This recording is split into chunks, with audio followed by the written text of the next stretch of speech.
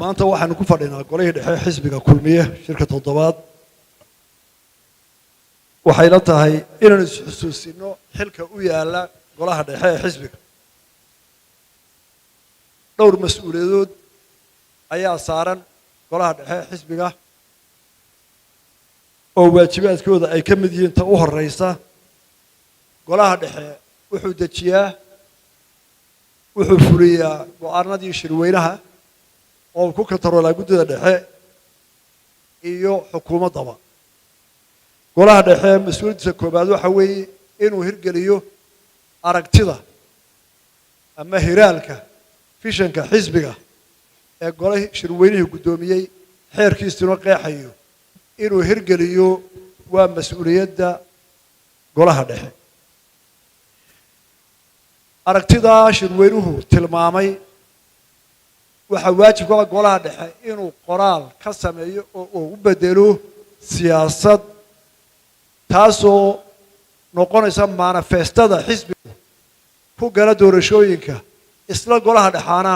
hubiyo inay xukuumaddu ku socoto manifestadii xisbiga golaha dhexe wuxuu hilaadiyaa uu qorsheeyaa doorashooyinka muddaysani ee soo socda ciddii xisbigu uu sharixi lahaa xilalka kolba doorashada u taagan madaxtooyo baarlamaanka iyo dowladaha hoose golaha dhexe ayaa laga rabaa inuu curiyo sharciyada iyo nidaaminta iyo xeerarka lagu soo xuli karo dad qaranka u qaban kara hawshaa xisbigana xilkaa u gudan kara oo ummadda la horgeeyo oo doorashada ka soo baxa golaha dhexe waxa saaran oo xisbiyada hawsha ugu weyne uu haya ah inuu curiyo sharciyo la geynka loo gudbiyo golayaasha sharci dejinta oo qaranka mustaqbalkiisa wax ka bedeli kara hadday tahay sharciyo saameeya bulshada hadday tahay qaar saameeya nabadgeliyada hadday tahay sharciyo saameeya horumarka dhaqaalaha hadday tahay qaar saameeya siyaasadda dibadda intaba golaha dhexe waxaa laga rabaa inuu curiyo oo xisbi ahaan u soo diyaariyo oo fulinta mariyo oo xukuumadda mariyo dabeetana loo gudbiyo baarlamaankana xildhibaanada xisbigu iyagoo ah kuwii wax ka soo celiyo xisbigadu keenay ay sharciyada qaranka ka hirgeliyaan golaha dhexe xilka saaran ee kale waxa weeye dhismaha dowladda marka xisbigu ku guulaysto ama sida iminkoo kale uu yahay xisbiga haya talada dalka golaha dhexe mas-uuliyadda saarana waxa weeye in uu ka ra'yi bixiyo oo uu xukuumadda ama madaxweynaha ku hago dhismihii dowlad taya leh oo qaranka u adeegta waa xilka ugu weyn ee saaran golaha dhexe waayo weli waxaynu ku jirnaa xaalad curdina oo qarannimada ah madaxweynaha marka la doorto waxaa la taliya cid walba hawl badan oo golaha dhexe leeyahay golaha dhexe wuxuu ka kooban yahay degmooyinkii dalka oo dhan iyo gobolladii oo dhan ayuu ku salaysan yahay markaa golaha dhexe isagaa degmada iyo gobolka matala waxaa laga rabaa golaha dhexe inuu degmadiisii iyo gobolkiisii soo midoobay ra'yigooda halkan waxaa jooga madax dhaqameed waxaa jooga siyaasiyiin madax bannaan oon golaasha ku jirin waxaa jooga maalqabeenkii waxaa jooga culimadii waxaa jooga dhallinyaradii oo waqtigooda eeganaya waxaa jooga haweenkii waxaa jooga dadkii u qaybsamay bulsho u kala qaybsamay miyi iyo magaalo oo aan isku dan ahayn waxaa jooga ururadan la yidhaahdo shaqaalaha looyaro dhakhtaro macallimiin farsamo yaqaano intaasoo bulshada ka kooban waxay doonaysaa taladoodu inay gaadho halka go-aanka u sarreeya ka soo baxayo markaa waddada ugu toosan ee golaha dhexa waxa weeye inuu golo waloo dhexaba gobolkii uu ka yimid iyo degmooyinkoodii taladooda soo mideeyo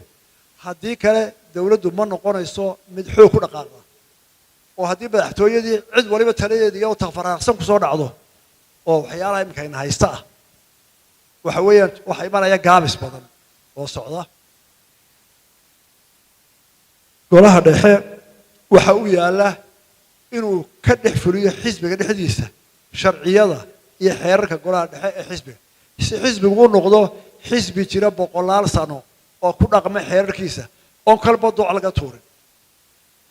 waxa jira inuu aad u ilaaliyo gudida ay xalinta khilaafaadka oo xisbigu si wacan xeerkiisu u qeexayo golaha dhexe laga rabaa inuu daba galo ka shaqaysiyo oo wixii khilaafaad ee xisbiga yimaada hawshiisa iyo soo jeedinta uu noqdo salka xisbiga ku fadhiyo waayo waa golo ballaaran golaha fulintu waa kooban yahay xukuumaddu way kooban tahay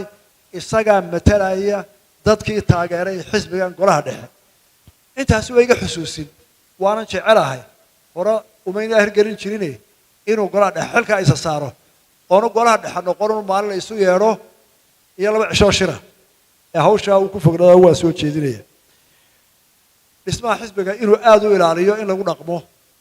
waa xil saaran iyo guddiga fulintaga intaas waa iga dardaaran aan golaha dhexe u jeedinayo dhammaanteenba waxaan uga gudbayaa qarannimada Soomaaliland dowladdan xisbiga kulmiye inaga maanta xilkii dalka hayna qodobada mas'uuliyadda koobaad ee ina saaran ee xisbiga kulmiye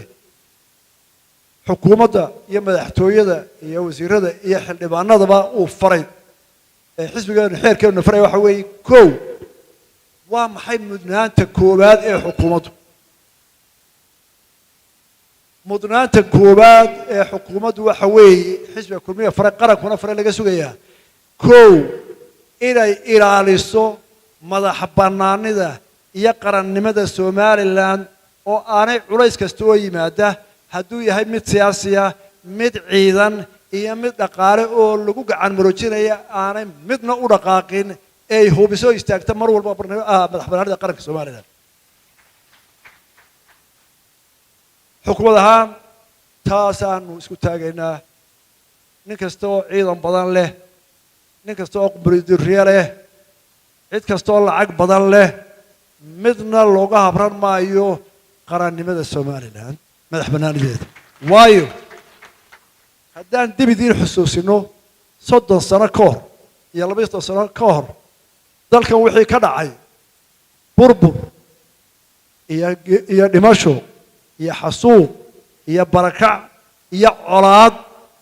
waxa loo huray ay ahayd in qarannimada Somaliland dib loo xaqiijiyo oo laga baxo midnimadii la galay 60kii waxaana lagu xaqiijiyay shirkii burco kaasaan fulinayna muddooyin sanadahan dambe waxa soo baxay si kastaba ha u dhacdo labadii dawladood midoobay 60kii dawlado badan waxay ictiraafeen dhinaca qura iyaga oo aan eegin Somali Republicii burburay 19 inay ka koobnaayeen laba dhinac oo siman oo si mutadawacnimo oo voluntary u midoobay markay burburtay waxa hana qaaday oo nabad ka shaqeeyay oo nabad xasiliyay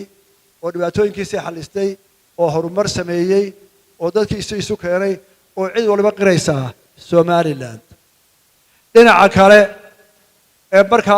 Somali Republic kamid ahaa waxa adduunka oo dhan qirsan yahay 30 sano in aanu wali tahlin inuu ilaaliyo ama uu ka hawl galo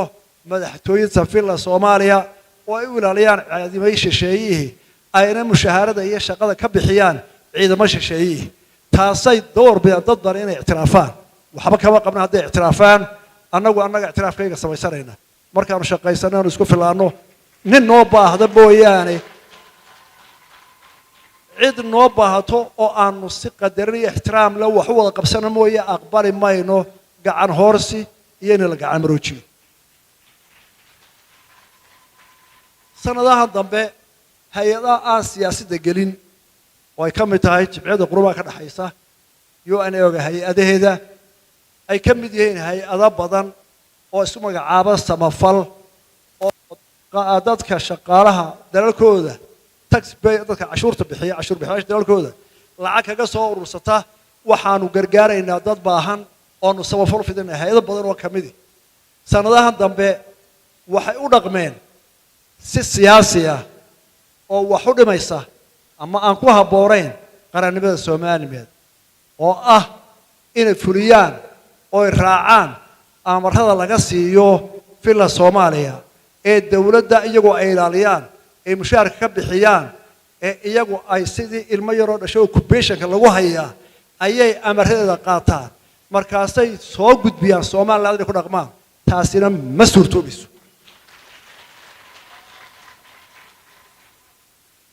wakiilka secretary generalka xamar jooga wuxuu u joogaa Soomaaliya annagu waa ixtiraamayna jimciyadda qurumaha ka dhaxaysa diyaar baan u la shaqeyno dawlad kastoo caalamkana walaaltinimo wada shaqeyn baan u haynaa kuwa jaarkaana walaaltinimo u haynaa inta aanu ku soo xadgudbay sharafta iyada iyo qarannimadayada waxaanu ka rabnaa inaanu dhaqaano annaga oo is ixtiraamayna oo uu la dhaqamo Soomaaliland ka yeeli mayna jimciyadda qurumaha ka dhaxaysa hay'adaheeda iyo kuwa kale ee hay'adaha samafalka sheegta inay noo soo qaadaan qorshe iyo amarro laga soo bixiyo xamar ay uga dhaqmaanay Soomaaliland keenaan waa xaaraan ma aqbalayno laba sano hay'adaha waxaan la hortaagnayn waxaan qorshaha Soomaaliland maanta marxalad bay ku jirtaa dalkeeduna waa qani dadkeedu maanta dhaqaalaha waa taag dareeyay dal waliba wataa uu soo maray inuu qurmo soo maray dal waliba taas kale uu soo martay maray taladu ay dhismayeen marka waa u baahanahay dadkayga la caawiyo laakiin waxaanu qaadanaa tu aan qarannimada waxyeelay hay'adaha waxaan isku haynay muddo dheer qoraal iyo af iyo shir baan u sheegnaa annagu ka mid ma nihin dawladda Soomaaliya aad ictiraafsan tiray xamar joogta col baanu nahay wixii annaga iyo dalkayga aad taraysaan annaga naga tashanaysaa sida loo fulinayo sida loo qorsheynayo iyo baahiyahayaga ninkii taa yeeri waaya wixiisa iska haysto hadduu dawlad yahay hadduu hay'ad yahay taasaynu ku dhaqmaynaa oo inoo ballana si aynu taa u hirgelino nin walba ugu quusgoynina waxaynu sii wadaynaa midnimadeennii iskaashigeennii dawlad dhiskeennii iyo waxaynu halkaa ku soo gaadhnay waxaynu u ducaynaynaa kuwa noola ugu mahadnaqaynaa dhammaan dadkii dalkan soo hogaamiyey ee nabadda abuuray ee dawladda dhismaheeda ka qayb qaatay oo aan la xusi karayn oo magacaashooda la wada aqoon oo qaar u dhinteen oo qaar u dib jireen oo qaar dhibaato badan kala kulmeen waxaanu ka soo qaadaynaa dadkii ugu magaca weynaaynu dooranay madaxweynihii dalkan ugu horreeyay Cabdiraxmaan Axmed Cali wuxuu ahaa madaxweynihii dalka soo galiyay xorriyadda kii ku xigay Maxamed Xaaturaaciga alla wuxuu ahaa ninkii inoo dhisay hay'adaha dawladnimo ee dastuurka inoo sameeyay waa u ducaynaa Allah labadu waa dhintay Allahu naxariisto oo Xuseen kii ku xigay Daahir Riyaarana wuxuu ahaa madaxweynihii doorashooyinka inoo bilaabay isagana uga mahadnaqayna iyo intii la shaqeynayay qaranka waxay qabteen madaxweyne ku xigay Axmed Siiraayo aasaasi xisbiga kulmiye hogaamiyaha SNM dalka naftiisa uu soo horay wax badan u qabtay maantana hadda iyo xanuun baray isagana waa u ducaynaa Ilaahay inuu halkaa gaarsiiyo inteena noolena waxaan isku dardaaranaa in hawshii intii iyo labilaab aynu ka qabanno ma qabo inaynu mucaarid iyo muxaafid u kala leenahay marka qarannimada la daafacayo marka nin walba wadadaas ay noo jeexan inuu ka gelaynaa waxaan idinku bishaaraynayaa maanta Soomaaliland dalka gobol wal iyo degmado inay nabad tahay oo aanay jirin dagaal iyo colaado iyo nacam meel ka socda wixii khilaafaad been ahaan dhammaantood laga heshiiyay oo kii u dambeeyay arag cadana iminka gabagaboobay wixii kalena saa loo dhameynayo waa Ilaahay mahadi nabad daraf ilaa daraf aanay ciidinan waxba noogu mana sheeganayn dawlad xoog weyn aanay caawin jimciyadda qurumaha xasaana aanay caawin deeqaha layna siiyo ta ugu badani ee laynu oranayo waxa la xamar bal ictiraafsan yahay oo tagaynaa ninkii ictiraafsan isaga tagay annagu ma ictiraafsan nin ictiraafsan noo iman maayo waxa laga yaabaa inay hay'adu bixiso sanadkii oo dhan 5 milyan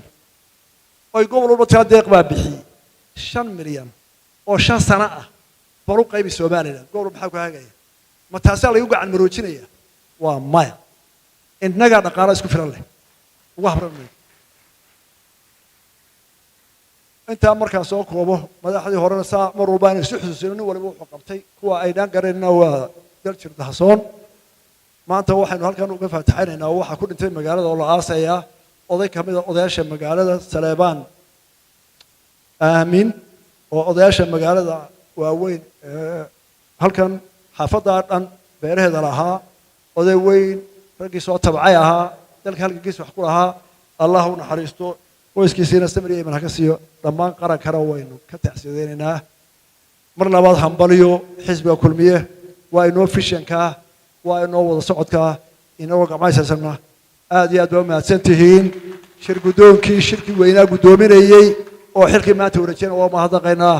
u diyaar garow doorasho kulmiyeysan maaha qabaliyeysan doorasho kulmiyeysan baynu diyaar garoobana haddii la yiraahdo wassalaamu calaykum waraxmatullaahi